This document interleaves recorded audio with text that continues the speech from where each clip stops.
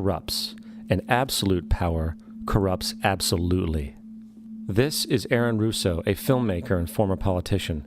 To his left is Nicholas Rockefeller of the infamous Rockefeller banking and business dynasty. After maintaining a close friendship with Nicholas Rockefeller, Aaron eventually ended the relationship, appalled by what he had learned about the Rockefellers and their ambitions. I got a call one day from an attorney woman I knew, and she said, "Would you like to meet one of the Rockefellers?" I said, "Sure, I'd love to." And we became friends, and he began to divulge a lot of things to me. So he said to me one night, he said that there's going to be an event there, and out of that event, you're going to see we're going to go into Afghanistan, so we can run pipelines from the Caspian Sea. We're going to go into Iraq to take the oil and establish a base in the Middle East, and we're going to go into Venezuela and try and get rid of Chavez. And the first two they've accomplished. Chavez they didn't accomplish. And he said you're going to see guys going into caves looking for looking for people that they're never going to find. You know, he was laughing about the fact that you have this war on terror. There's no real enemy. He's talking about how by having this war on terror, you can never win it because it's an eternal war. And so you can always keep taking people's liberties away. And I said, how are you going to convince people that this war is real? He says, but the media.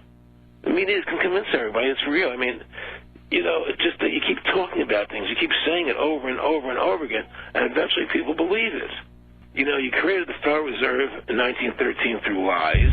You create 9/11, which is another lie. Through 9/11, then you're fighting a war on terror, and now all of a sudden you go into Iraq, which was another lie, and now they're going to do Iran. You know, and it's all one thing leading to another, leading to another, leading to another. Now, I would say, what are you doing this for? What's the point of this thing? You have all the money in the world you ever want. You have all the power. I said, you know, you're hurting people. It's not a good thing. And he would say, what do you care about the people for? Take care of yourself and you take care of your family.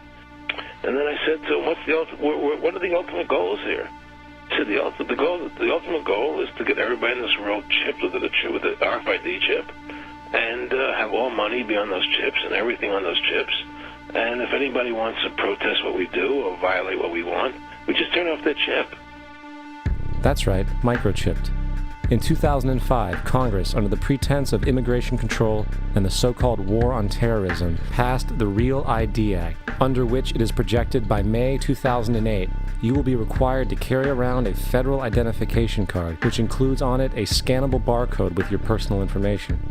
However, this barcode is only an intermediary step before the card is equipped with a VeriChip RFID tracking module, which will use radio frequencies to track your every move on the planet.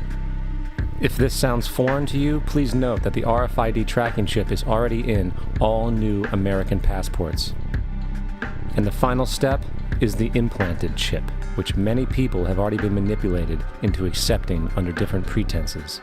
We have a Florida family who are really pioneers in a brave new world. They have volunteered to be the first ever to have microchip identification devices implanted into their body. After 9/11, I was really concerned with the security of my family.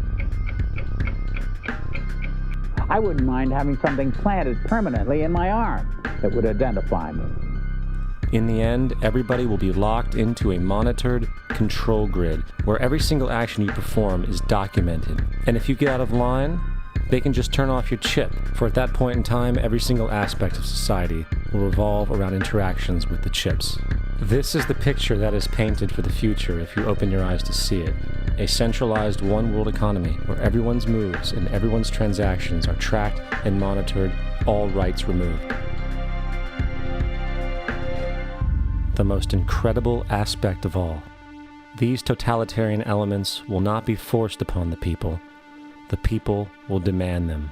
For the social manipulation of society through the generation of fear and division has completely detached humans from their sense of power and reality. A process which has been going on for centuries, if not millennia. Religion, patriotism, race, wealth, class, and every other form of arbitrary, separatist identification and thus conceit has served to create a controlled population, utterly malleable in the hands of the few.